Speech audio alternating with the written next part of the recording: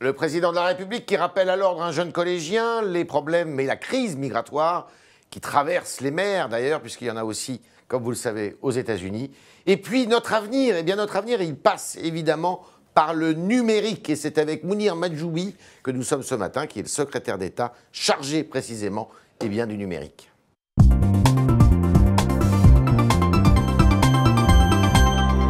Mounir Mahjoubi, bonjour. Bonjour. Bienvenue dans ces studios. Alors hier, une scène qui, alors là, déchaîne les passions sur les réseaux sociaux. C'est le président de la République au Mont-Valérien, 18 juin. Il y a des collégiens. Et puis, il y a un petit jeune collégien qui fait un peu le malin, qui dit « Hé Manu !» en parlant au président de la République. Et le président de la République lui dit plusieurs choses. Lui, d'abord, tu m'appelles pas Manu, mais tu m'appelles monsieur ou monsieur le président. Deuxièmement, tu chantes pas l'international, tu chantes la Marseillaise ou le chant des partisans. Et troisièmement, bah, écoute, fais des études, passe des diplômes, et puis après, tu pourras faire la révolution. Il a eu raison, le président de la République. Vous savez, quand on aime la jeunesse, Ouais. on doit être capable de lui dire ce qui doit l'aider à grandir. Ouais. Et quand on est des parents responsables, on doit être capable d'engueuler ses enfants de temps en temps. Quand on est un membre d'une famille, on doit être là pour les autres. Et quand on se sent collectivement responsable de tous les autres, eh bien, quand un enfant fait ça, moi, je trouve qu'il est de la responsabilité des adultes autour de leur rappeler, avec des mots très mesurés, qu'il y a des choses qui se font et d'autres qui ne se font On pas. ne grandit pas dans la vulgarité. Alors, c'est quelque chose qui nous détruit dans l'espace virtuel et qui nous détruit dans l'espace physique. La vulgarité, le harcèlement, les insultes, on ne peut pas continuer à vivre. C'est un vrai problème d'ailleurs sur les réseaux sociaux. Mais sur les réseaux sociaux, c'est la lie des réseaux sociaux. Ouais. C'est-à-dire que ces 10 à 20% de messages, ils pourrissent l'expérience numérique d'une grande partie des jeunes sur Internet. Ouais. C'est-à-dire qu'aujourd'hui, on ne voit pas tous les messages positifs, Ouais. par contre, on voit tous les messages négatifs. D'accord. On voit tous ces messages d'insultes. Et ça, dans le monde physique, c'est pas acceptable. Dans le monde virtuel, c'est pas acceptable non plus. Néanmoins, la cellule de communication de l'Élysée, semble-t-il, après coup, en regardant les images, s'est dit il est peut-être allé un peu loin ou il a été un peu trop sévère. Ils ont cherché à amortir quand même, non? Je ne suis pas dans le calcul. Vous êtes pas dans le calcul. Moi, je vous dis simplement, j'aurais vu un garçon qui, pendant une Vous auriez fait la même chose? Vous savez, moi, j'étais en même temps dans une célébration du 18 juin dans le 19e arrondissement avec des On vous a collégiens. pas interpellé, Mounir, non. Alors, ils ont le droit de m'appeler Mounir. Vous, oui. Ils ont le droit de me dire Mounir, c'est pas Emmanuel. Ouais, d'accord, ouais. Mounir et ensuite un vouvoiement, j'accepte D'accord. complètement. Ok. J'ai pas eu à vivre ça. On Si tutoie un de pas mes un collégiens m'avait tutoyé en m'appelant Moumou, je vous assure que je serais allé le voir en toute sagesse et en D'accord. toute paix en lui expliquant que ça se faisait pas. Benjamin Griveaux, ce matin, qui dit l'Europe et les États-Unis n'ont pas le même modèle de civilisation, ne partagent pas certaines valeurs. Le président américain a décidé de séparer les enfants de migrants des migrants eux-mêmes à la frontière mexicaine. Vous partagez l'avis de Benjamin Griveaux ou vous considérez que il est allé un peu loin dans la critique? Je ne vais pas vous commenter ce que je pense de ce que dit Benjamin Griveaux. Ce qu'il dit est une affirmation assez simple. Ouais. On s'est construit dans deux civilisations qui ont énormément en commun. Les liens entre la France et les États-Unis, l'Europe et les États-Unis sont des liens de fraternité transatlantique qui nous dépassent. C'est, je rappelle, dans l'histoire, les États-Unis qui, les pires moments de l'histoire européenne, ont envoyé leurs hommes et leurs femmes Pour nous libérer. Pour nous libérer, pour financer notre construction et pour être avec nous. C'est le premier pays d'échange commercial, c'est le premier continent avec lequel nous construisons ensemble un monde de paix. Sur le problème Ensuite, migratoire, les réponses de Trump ne peuvent pas être les réponses européennes? Eh bien, là où Benjamin Griveaux dit qu'il y a une différence, c'est que même si ces pays est un pays de fraternité avec lequel on partage beaucoup, dans la pratique quotidienne de l'immigration, ou en tout cas dans la pratique des dernières années ou des derniers mois sur ces sujets, nous n'avons pas la même construction de valeurs et les mêmes pratiques des deux côtés de l'Atlantique. Monsieur Trump dit à peu près la même chose que le ministre de l'Intérieur Salvini, italien, en disant on ne peut pas être un camp de réfugiés. Est-ce que l'Union européenne peut voler en éclats sur ce sujet migratoire? Mais je vais vous le dire, il y a deux sujets qui vont définir l'Europe dans les 10 prochaines Lesquels? années. La fiscalité et la question des migrants. C'est-à-dire qu'on ne peut pas continuer à être une Europe fraternelle, une Europe qui a choisi l'Union. Ouais. C'est-à-dire que nous sommes des pays qui avons renoncé à une petite part de souveraineté nationale pour créer quelque chose de beaucoup plus grand et de beaucoup plus beau qui s'appelle l'Europe.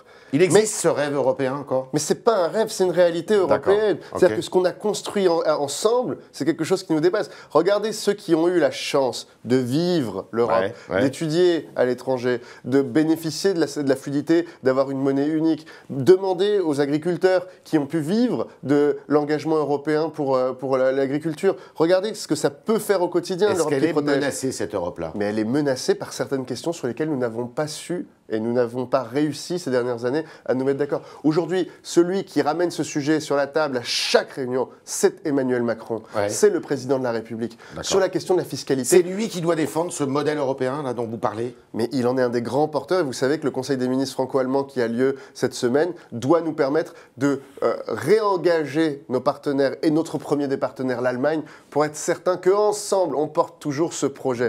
Parce que si on veut que les autres nous rejoignent, il va falloir qu'on continue de discuter. Et ça va être l'enjeu des prochaines élections. Moi, je ne pourrais pas vivre en tant qu'Européen 50 plus avec une compétition fiscale entre nous. 50 plus sans qu'on soit capable de prendre cette responsabilité humaine face à cette migration qui arrive. La majorité présidentielle était soudée derrière le président de la République sur ce sujet. Parce qu'on a vu que quand il y a eu la discussion sur le sujet, sur la loi Asile-Immigration, il y a quelques voix quand même dans la République En Marche. Vous voyez ou pas ce que c'est que cette loi Asile-Immigration ? Cette loi Asile-Immigration, c'est une loi qu'on est obligé de prendre aujourd'hui au niveau national pour gérer, c'est le pire des mots quand on parle des humains, pour gérer la situation. Pourquoi ? Parce qu'on n'a pas été capable de s'organiser. Unis derrière cette loi dans la majorité présidentielle. Mais on est complètement unis autour du président. Il n'y a pas de désordre dans la majorité présidentielle. Je viens de vous dire, cette loi, pourquoi est-ce qu'elle a fait du bruit ? Pourquoi est-ce qu'elle est compliquée ? Parce que c'est pas l'idéal qu'on est en train de construire. Cette loi ne construit pas ce que nous souhaitons pour la politique migratoire européenne. Cette loi, elle adapte à la France le fait qu'on n'a pas réussi à se mettre d'accord avec nos amis juste à côté. Vous voyez le temps qu'il faut pour trouver un statut pour les Dublinés ? Vous voyez le temps qu'il faut pour qu'on soit capable de dire qu'on a une responsabilité collective face aux frontières ? Ça, c'est inacceptable. Et aujourd'hui, quand on a quelques pays partenaires qui remettent en cause ces accords qu'on a construits ensemble, comment vous voulez que demain l'Europe se relève de ça ? C'est pour ça que Emmanuel Macron rappelle chacun à ses responsabilités et que d'ici à 2019, avec les élections européennes, chacun devra s'engager sur sa vision et s'assurer qu'on a toujours une vision commune européenne. Vous êtes le secrétaire d'État chargé du numérique dans notre pays. Alors il y a un gros sujet actuellement qui fait pas mal parler de lui, c'est comment on contrôle précisément ce que les enfants font de leurs écrans. Il y a des sociétés, il y a des collectivités territoriales qui organisent des séminaires, des cours, justement pour aider les parents à réguler tout ça. Vous êtes partie prenante dans cette affaire ? Vous savez, on est la première génération de parents, grands-parents, enfants à avoir autant d'écrans absolument partout.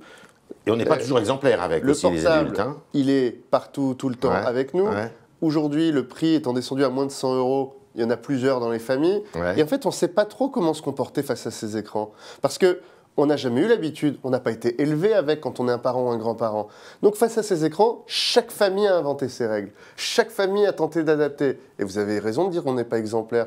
Il y a plein d'adultes qui gardent le téléphone à table devant les enfants. Vous êtes au courant de ces séminaires là, qui sont organisés ? Je peux même vous dire qu'il y en a eu un organisé dans mon ministère pour les parents du ministère. Et qu'il a affiché immédiatement complet que cette question, elle passionne les parents. Avec la ministre de la Santé et le ministre de l'Éducation nationale, on s'est déjà réunis une première fois pour discuter ensemble de comment on peut passer à l'échelle ces séminaires qui ont lieu un peu partout, ces voix que l'on entend un peu partout. Il y a les voix scientifiques qui proposent des règles sur le rapport aux écrans. Il y a des recommandations de l'Éducation nationale qui existent. Et puis il y a une pratique familiale. Aujourd'hui, nous, ce qu'on souhaite, c'est essayer de donner à voir ces meilleures pratiques. Il ne faut pas interdire. Mais alors, il faut éduquer. Il faut éduquer, mais il faut aussi... L'interdit, ça fait partie de l'éducation. Il y a, selon les familles, selon les recommandations, l'interdiction de tout écran avant X années chez certains. Ou interdiction de l'écran seul. C'est-à-dire que tu as le droit d'utiliser, mais avec quelqu'un avec toi. Et puis, il y a la mise en responsabilité avec un temps limité. Ok, tu peux, de 18h à 20h, c'est pour toi. Mais sinon, tu le reposes dans la boîte devant l'entrée de la chambre. Nous, on fait ça au Conseil des ministres, vous savez. On dépose dans la boîte avant d'entrer. Vous n'avez pas le droit d'avoir votre portable. Il y a deux pays qui ont décidé de faire une politique de blocage d'accès aux sites pornographiques. C'est l'Islande, je crois, et la Grande-Bretagne. Est-ce qu'on se dirige vers cette... même politique? Alors, ce n'est pas un blocage de l'accès, c'est-à-dire c'est un contrôle de l'âge avant d'accéder. C'est ça. Aujourd'hui, il y a un sujet sur... C'est possible? C'est possible, des pays le font. Aujourd'hui, nous, on a lancé une consultation. J'ai rencontré tous les représentants des familles, des associations familiales, des associations de protection de l'enfance, mais aussi de l'industrie pornographique française et européenne. Et on discute ensemble. Il se trouve qu'en Angleterre, ils ont proposé une solution, qui est une solution technologique de vérification de l'âge. À faire quoi? À vérifier l'âge sans avoir à transmettre l'identité. Et comment vous vérifiez l'âge? Eh bien, par un système d'identité numérique en ligne, mais où celui qui vérifie l'identité, qui confirme qui a l'âge, n'envoie pas votre identité et ne sait pas à quel site il a envoyé cette confirmation. Ce qui permet de protéger l'identité d'un côté, mais de confirmer l'âge de l'autre. Est-ce que c'est un système fluide et facile? Non, c'est nouveau, ils sont en train de tester. Donc on regarde avec beaucoup d'attention leur système. Aujourd'hui en France... Quand est-ce que vous prendrez la décision? Écoutez, moi j'ai reçu tout le monde. Maintenant on échange beaucoup au sein du gouvernement sur les pistes que ça peut prendre, mais personne n'a trouvé la solution. Personne. Les plateformes sont d'accord?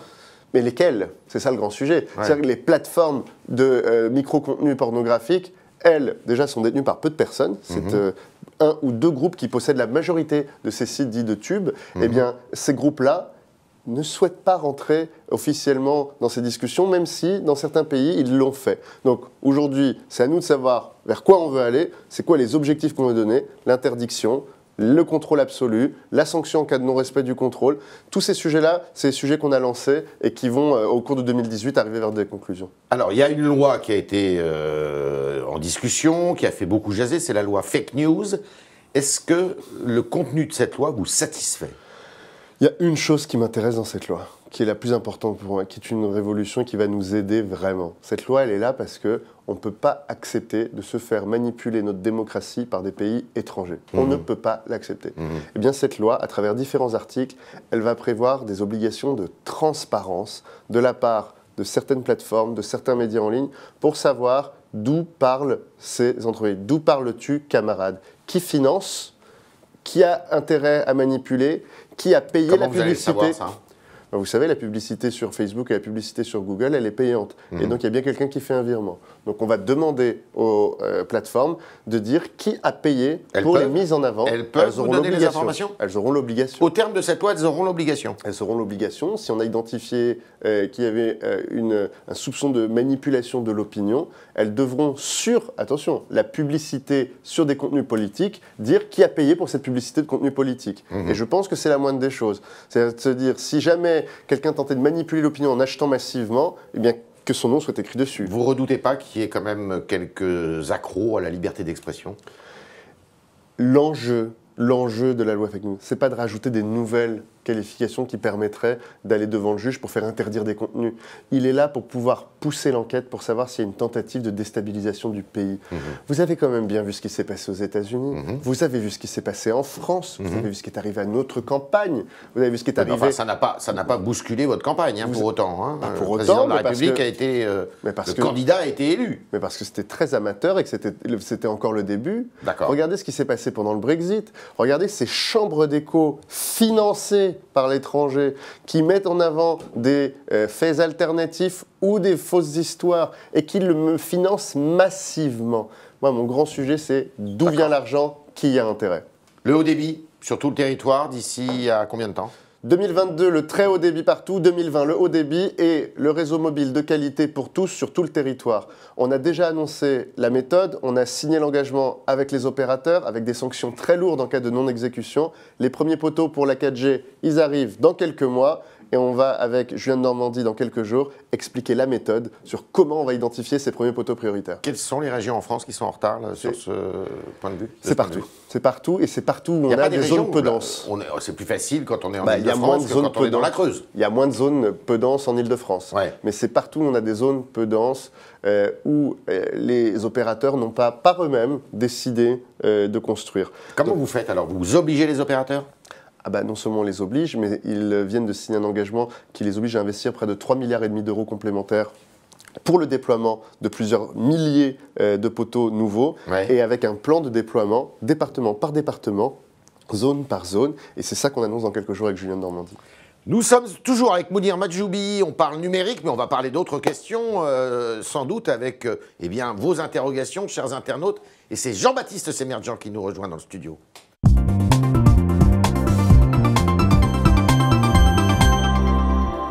Jean-Baptiste, bonjour. Bonjour. Alors, que dit-on sur les réseaux? Sur le chat du Figaro, Lolo critique le mirage des startups et le tout numérique.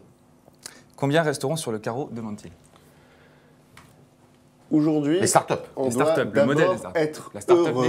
On doit être heureux d'avoir un écosystème de 10 000 startups sur le territoire, qui ne sont pas qu'à Paris, qui ne sont pas qu'en Ile-de-France, qui sont partout. C'est à peu près équilibré, qui sont très bien répartis. On a des métropoles startups très engagées de la French Tech. On a des régions comme la Bretagne qui sont des régions extrêmement innovantes. Vous avez la Nouvelle-Aquitaine qui est une région où on a un très grand nombre d'investisseurs et de startups qui avancent et qui vont très vite. C'est quoi le principe d'une startup? C'est de proposer des solutions nouvelles, de le faire d'une façon différente et d'être dans une phase de croissance ou d'hypercroissance et de vouloir diffuser son produit et son service partout en France, en Europe et dans le monde. Est-ce qu'elles vont toutes réussir? Eh bien non. Est-ce qu'on a une naïveté en pensant que tout passera par les startups? Non plus. Par contre, est-ce qu'aujourd'hui, on a une urgence absolue de faire émerger des startups de la santé qui vont faire qu'on soigne plus rapidement le cancer?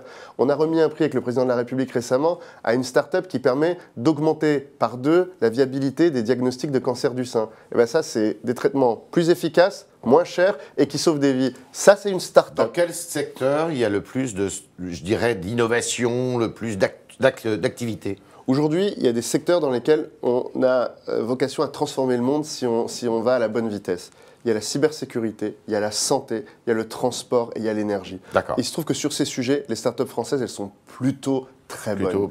Et donc, sur ces sujets, il faut qu'on accélère et qu'on accompagne l'accélération. On arrive à retenir nos ingénieurs, là, parce qu'on dit qu'ils partent tous en Silicon Valley. Beaucoup partent, beaucoup reviennent, beaucoup créent. Aujourd'hui, sur les créateurs, on est vraiment dans un terreau fertile de créateurs d'entreprises. Est-ce qu'on a assez d'ingénieurs à recruter? Non. Il faut qu'on en forme plus et il faut qu'on en recrute plus à l'étranger. Ça, c'est une nécessité. Mais vous savez, les startups, la Startup Nation, c'est pas juste une naïveté et une parole complètement allumée de gens qui ne verraient pas la réalité du quotidien. C'est un des piliers de l'innovation de notre pays, avec la transformation des TPE-PME, avec la transformation des entreprises, avec la question de l'inclusion des gens éloignés du numérique. Tout ça, c'est un ensemble.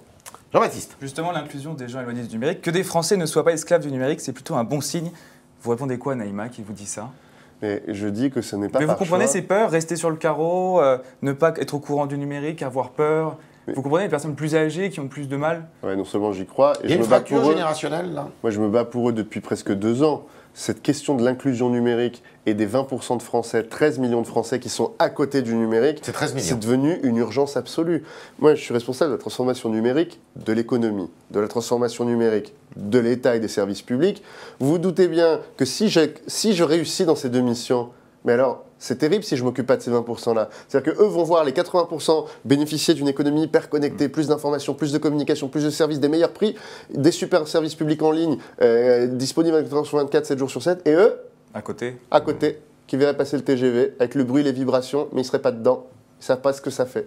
Donc ça, c'est pas possible. Donc ce qu'on a fait depuis 1 an, c'est qu'on a mobilisé toutes les énergies avec les départements, les régions, pour lancer la stratégie nationale d'inclusion numérique qui doit permettre d'offrir à chaque personne, soit si elle le souhaite et si elle le peut, une formation de 10 à 20 heures qui va l'aider à créer un mail, faire une démarche en ligne et devenir autonome. Et ceux qui ne pourront pas être autonomes, parce qu'il y a des personnes qui ne pourront pas être autonomes, eh bien celles-là, il faut s'assurer qu'elles ont toujours un point de contact près de chez elles où quelqu'un va les aider dans le numérique. Jean-Baptiste. Selon Paul, l'e-sport est un moyen d'ouverture au monde et de découverte culturelle. Vous êtes d'accord avec lui? Ce matin, sur France Culture, vous étiez plutôt à l'inverse. Mais alors, c'est triste, si vous me dites ça, c'est que vous ne m'avez pas écouté, c'est que vous avez juste lu la polémique sur mon tweet. Évidemment que je suis ministre du e-sport, j'adore le e-sport. Mais je ne parle que de ça avec Madame Flessel. Prenez ça très au sérieux. Elle prend ça très au sérieux et ensemble, on en discute régulièrement. Et dans l'interview que j'ai donnée ce matin à France Culture, j'explique que le e-sport, c'est des valeurs de collaboration, c'est des valeurs d'engagement, c'est des valeurs d'endurance, c'est un grand champ de valeurs proche de celui du sport. Et après, je dis, attention, le seul danger du e-sport, c'est quoi? Addiction et sédentarité. Et donc, comment on fait pour faire du e-sport un sport qui accompagne et est porteur de toutes ces valeurs? C'est 1, d'un côté, toutes ces valeurs d'engagement collectif et d'endurance dont on a parlé. 2, être un vecteur vers l'activité physique. Et 3, s'assurer qu'autour du e-sport, collectivement, on inclut, on est toujours plus de monde et plus de personnes différentes Vous parliez d'addiction, justement, et la ministre de la Santé est assez inquiète de l'addiction des adultes, notamment, sur les jeux vidéo, qui coupent du monde, qui ont des effets psychologiques sur les intéressés. C'est un vrai souci, ça aussi. Hein. C'est un vrai sujet, l'addiction aux écrans. Et l'addiction aux écrans, c'est pas que le jeu vidéo, c'est le jeu vidéo, mais c'est aussi toutes nos applications qui ont mis en place des dispositifs d'hyperstimulation, toutes ces petites alertes, tous ces nudges qui vous donnent toujours envie de regarder votre écran et d'y retourner. Moi, à titre personnel, j'ai désinstallé l'application Facebook parce que elle me surstimulait. Donc j'ai gardé mon compte, je vais sur le site régulièrement voir où j'en suis, mais j'arrête de me faire sonner le téléphone en permanence. Il y avait un reportage d'Envoyé spécial où il y avait un ado qui avait eu cette phrase que j'ai trouvée incroyable. Il avait dit « Parfois, je me mets en mode avion pour respirer ». Et ben, il faut éviter cette dépendance à l'écran et la dépendance au système. Mais je suis le plus grand défenseur des usages du numérique. Moi, je crois très fort que le numérique, c'est plus de liberté, que le numérique, c'est plus d'ouverture au monde. Le numérique, c'est une vie plus grande, c'est une vie plus forte. Sauf que le numérique, il est en train de redéfinir notre société. C'est une nouvelle société qui est en construction. Et donc, une nouvelle société, ça veut dire aussi des nouvelles règles. Et moi, je crois qu'on a fini le moment de la naïveté numérique, qu'on arrive à un moment de maturité numérique, et que cette maturité, elle va avec des règles, mais qui doivent nous permettre de continuer à faire vivre ce monde qu'on aime. Dernière question. On reste sur les règles. Yodan vous demande pourquoi, et vous allez dire si c'est vrai ou non, le site d'En Marche et de Bercy ne respecte pas la RGPD, c'est la réglementation générale sur la protection des données. Je ne sais pas de quel site de Bercy il désigne en particulier. Le site de Bercy, il existe. Et le site de En Marche en particulier. On a nommé un responsable des données, délégué aux données pour En Marche. Le site globalement... Enfin, je pourrais pas vous... En fait, je suis certain que ces deux sites respectent RGPD, mais je n'en ai pas la preuve à vous apporter là tout de suite. Si ce monsieur a des recommandations à faire, il peut me les faire, Yodan. Mon Twitter, c'est @Mounir. Yodan, écrivez-moi, dites-moi ce que vous avez remarqué, et je m'engage à transmettre aux personnes concernées. Yodan. Voilà, Moudan, il faut écrire Yodan. Il faut écrire au secrétaire d'État chargé du numérique. Merci Mounir Majoubi d'être venu dans nos locaux pour répondre aux nombreuses interrogations qui sont les nôtres et celles de nos internautes qui ont été médiatisées ce matin par Jean-Baptiste Sémergian. À demain pour de nouvelles aventures.